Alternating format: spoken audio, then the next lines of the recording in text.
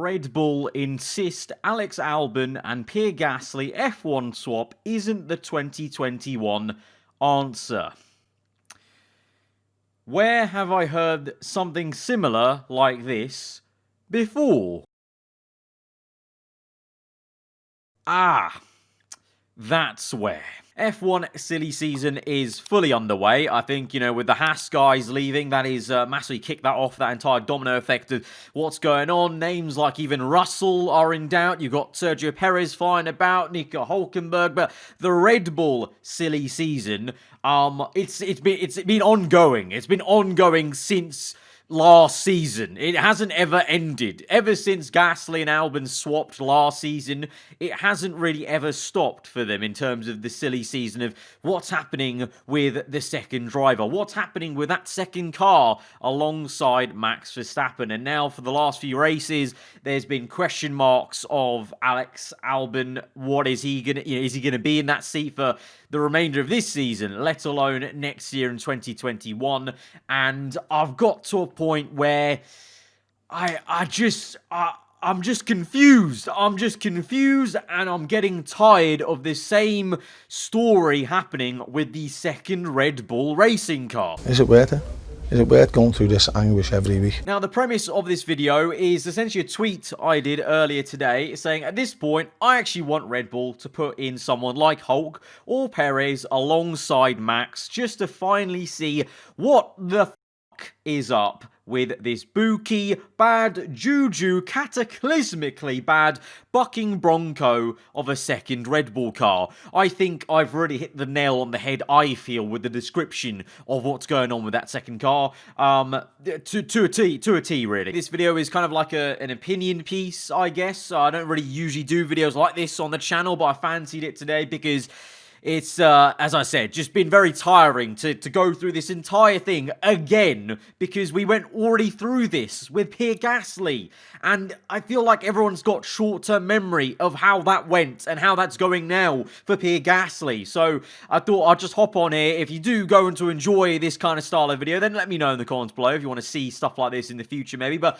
let's talk about it, right? So at the moment, it's off the back of the Portuguese Grand Prix, just to date this video in context of where we are in the season, in case you're watching it down the line later in the year. And I'm sure, knowing F1 and Red Bull and just YouTubers, when we make these kind of videos with F1, it's gonna be, the next day when I post this and they're gonna announce something huge, I'm gonna have to, basically make another video just to address the fact that everything's already changed from what I'm addressing. But as it stands right now, we're after the Portuguese Grand Prix, and Albon, it's fair to say, did not have a great race. The reason why I'm looking over here, by the way, is because I've got a second monitor with the information I'm looking at. So Alexander Albon, he finished in P12 at the Portuguese Grand Prix. Meanwhile, Pierre Gasly finished up in P5 in an Alpha Tauri, the junior Red Bull team. And you would think, really, the junior Red Bull team is the worst of the two Red Bull teams. You have Red Bull Racing, numero uno, and Alpha Tauri, the second one. And yet, consistently, time and time again,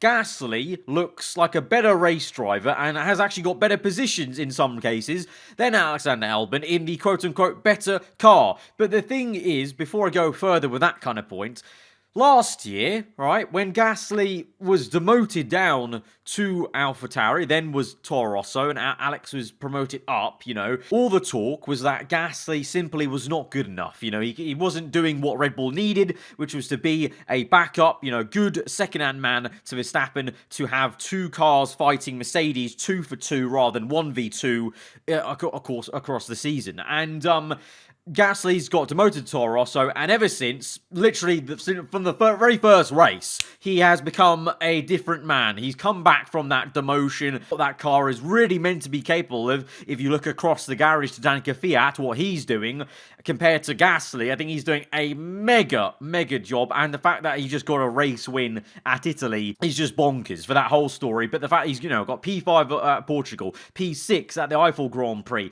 decent P7 at the British Grand Prix, overtaking Ferraris in that race, some good moves there. The opening race of this season, P7, even Spain and Belgium, P9 and 8, in an Alpha Tauri, I think is a very, very, very solid result. So clearly, he is not a bad driver, and I think the entirety of the F1 community, I'm basing this off Twitter, by the way, because that's where most of the kind of conversation goes on for F1, you know, everyone is agreed upon that Gasly's doing madness. He's having a really, really stunning, solid season.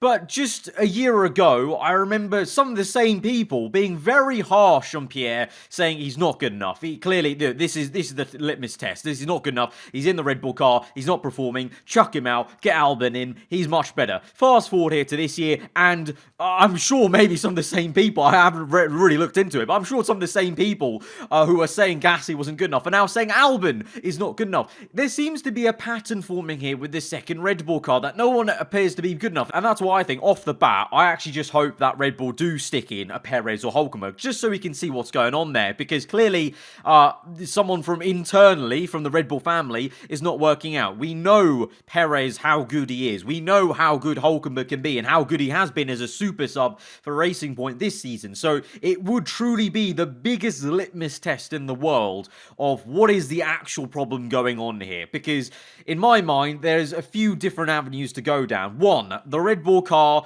is way too highly strung to Verstappen's driving style. And what I mean by that is Verstappen is a driver that likes a very pointy front end, very kind of Michael Schumacher-esque as well. He famously wanted a very pointy front end. He wants the car exactly darting where he wants to go. The front end leads the way into the apex, and then you sort the car out, you know, in the corner basically. But drivers like Albon, he said it in the past as well, you know, don't mind oversteer. They don't mind a very, you know, they don't mind a little bit of a less response on the front end, and they don't mind a bit more of a lively rear, and they just have to control the car. Same is actually seen in the red team. Ferrari, Leclerc prefers oversteer. When he came to F1, he actually said he had to adapt his driving style because F1 cars understeer way more than F2 cars, and he likes an oversteer. He likes that handling of a car where it kind of oversteers, rather than an F1 car being quite understeering, passive, and you have to kind of make the front end kind of go in and dart in, and he had to adjust his driving style. But we've seen now, as he's kind of put his footprint into the Ferrari car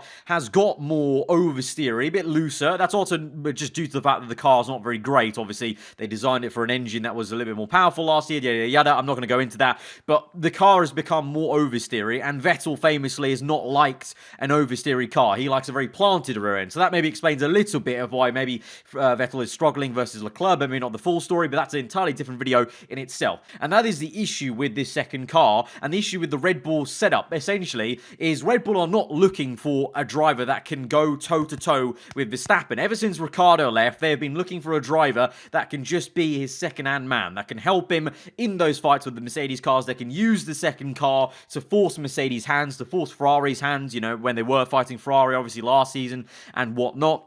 And they're looking for just a second driver. They're not looking for someone who can effectively steal race wins away from Verstappen. And so, therefore, the entire car is always made towards Verstappen. Even if Perez and Hulkenberg came in, I know for sure I don't think they're going to allow Hulkenberg's and Perez's footprint of the way they drive to be affecting the Red Bull car. They're going to continue to make it to Verstappen's spec because that is their long-term bet. They have bet all their chips on Verstappen being the man that will be there once their car is good enough to win themselves a world championship.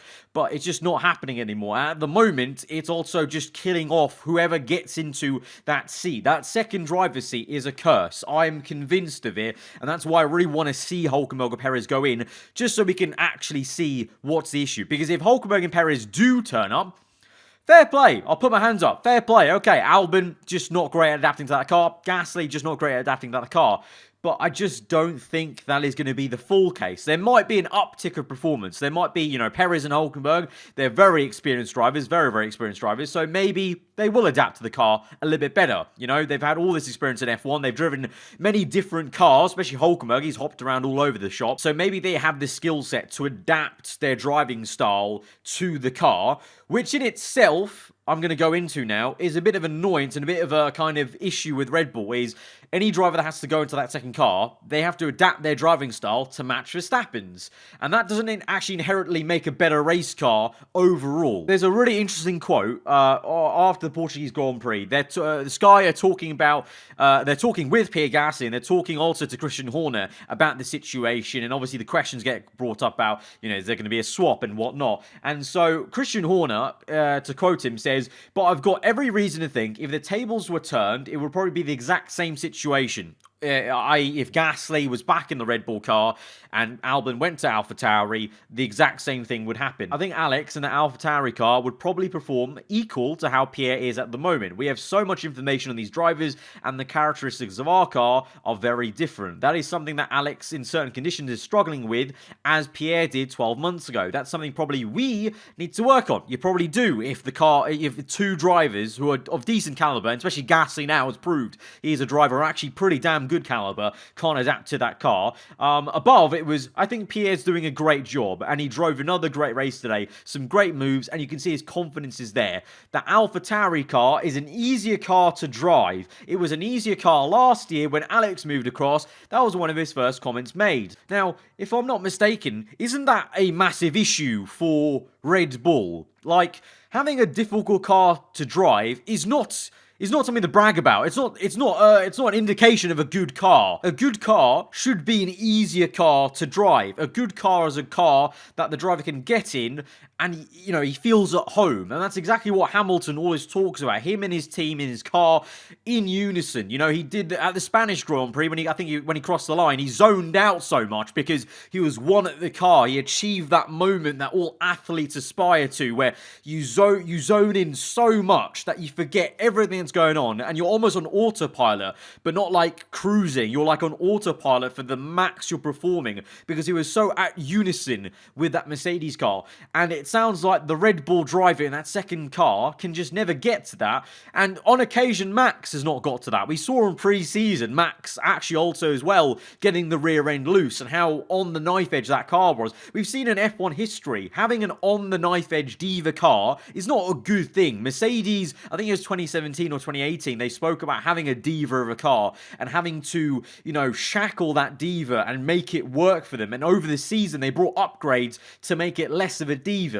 It just seems like Red Bull are not doing that or addressing that at all. They're just continuing with this diva car. And Verstappen, let's be fair, is a talent. He's obviously a very, very good driver. And if you go along with what all the pundits are saying, not only at Sky, but F1 themselves, they think that Verstappen is just that good of a driver that he's dragging that car up the order and doing such a fantastic job. Red Bull are just going with that then. They're just like, okay, we're fine with having a diva of the car. Verstappen's doing such a mega job that let's just leave it at that. Let's try and go for that extra performance, pure performance, rather than making the car a little bit easier to tame and drive, and maybe having more consistency. Because what happens then is you have the second guy in the other car, and he can't do the same thing because the car is so highly strung to that man's driving style that it just doesn't work. So for me, at Red Bull, with that car, you've got two different avenues to look at that car with, and I think both of them are actually quite true and happening at the same time. Is one, it's so steered towards that 33 car, and two, the car itself is actually poorer than most think. Red Bull,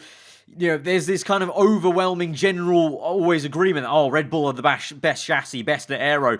They haven't been for years now. Mercedes are the kings of that now. They prove that with what is undoubtedly probably one of the best race cars in F1 history right now we're seeing in 2020. So there's that two-prong approach, and then you've got this situation where Red Bull are so stubborn at changing that tact that they just go about blaming the driver, blaming Gasly last year, blaming Albon this year, and kind of being like, we're giving him 2 races to go out there and get his contract. You're not helping his cause either, because on top of the car, operationally, Red Bull, there's some very questionable things they do with that second car. And that was brought up amazingly by one of F1's presenters and employees on F1 Live post-race at the Portuguese Grand Prix. They noted that Albon was pit earlier in the race to go onto the medium tyres, when really, strategy-wise, he probably should have longed it out way longer, very much like a la kind of, Leclerc did, Perez did quite a fair bit as well. You just long it out, and then, then pit later on, which many, many people did, the Mercs did, obviously, as well. And he pointed out that he, in his opinion, and to be fair, it's a very interesting way to look at it, you can't say for certain, only the team know, and I'm sure Red Bull would disagree to the end of the day, but the presenter's idea here was that, Red Bull pits Albon early, effectively to get Verstappen's car data. They wanted data on how the medium tyre was performing before they swapped Verstappen onto the medium tyre. Verstappen, for a lot of that first stint, when we were doing backseat driver, I was saying that, why aren't they pinning him earlier? Like, the soft tyre is clearly not working as well for them as the medium was for the Mercs, but they don't know how the Merc was they don't know how the medium was going to work on their car, so they pit Albon earlier to get that data, because they saw, okay, he's not really in the position we want him anyway, so let's just go and swap it. He's now going to be just a mule for the first car, get that data, see that data, use that data, and then Verstappen can accordingly have a good strategy, whereas Albon, by the end of the race, he had to pit a second time then, because he pit so early onto that first set of mediums, and it just didn't work out for him. You couldn't make that two-stop work. The two-stop was not the way to really go if you're in that kind of area of the race, and that kind of, if you had that kind of pace on the soft and the medium tire. And so that operationally wasn't Albon's fault. He finished in a very poor P12, but with a better strategy, he could have been a lot higher. And the general sort of, overwhelming consensus in the F1 community, it seems, on Twitter, is that, yeah, he's not good enough. Get him out. But people are saying the exact same thing with Gasly. And now look at him now. So I don't think Albon is actually as bad as he's being put out to be. I said that exact same thing last year, because I am a fan of Gasly. I do like him as a driver. I don't actually support anyone pinpoint anymore in F1 like I used to with Jenson Button, but I do like to see Gasly do well. And I was saying this thing last year, that it is not him, it is the car, the situation, and you can see that is the situation, because he is flourishing in Alpha Tauri, and I actually really, God forbid, I don't want him back in that Red Bull car. I want him to see out his days in Alpha Tauri until the point where he can leave the Red Bull program, because that will be the best bet for his career long term. It's not going to be with Red Bull, because Red Bull have got all their long-term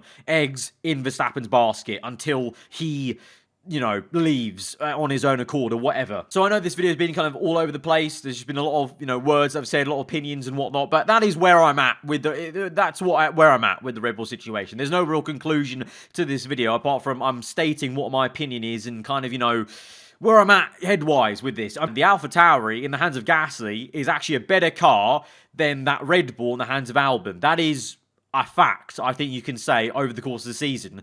And that just can't, that's not just drivers. That is the car. The Alpha Tauri is an easier car to drive. That's what Horner said. Shouldn't that be an alarm bell to everyone? That just shows the Red Bull car is way too much of a diva to handle. And yes, Verstappen may be a sensational driver that's pulling that diva of a car. That doesn't make a good race team. If I'm a team principal, I want to control that diva of a car. I want to mellow it out so both my drivers can actually perform. But because they're so skewed on one end of the garage, they don't do that, and they just continue with this diva car, and it's so tiring, because we've had this same conversation last year in July. So that's where I'm at. I don't know about you guys. Let me know in the comments below what you guys make of the whole Red Bull situation. What are your opinions on who should go in that seat? What you think the jig is with this whole Albon, Gasly last year, Alpha Tauri, easier car, Red Bull set. Let me know what you make of it, your 2 cents. If you did enjoy this video, I know it was all over the place. I apologize for that. I kind of went off on a tangent because I get very passionate about this sort of thing, because it frustrates me to see drivers' careers curtailed when it's not necessarily their complete fault. When it is their fault, I'll fully be like, yeah, cool, it's your fault. But I really don't think this is fully the Red Bull driver's fault. So let me know what you think. If you did enjoy this sort of weird kind of just to camera opinion piece, then let me know in the comments below. If you enjoyed it, hit that like button. And if you are new around here, then do get subscribed for weekly Formula 1 content. I'll see you guys next time. Goodbye.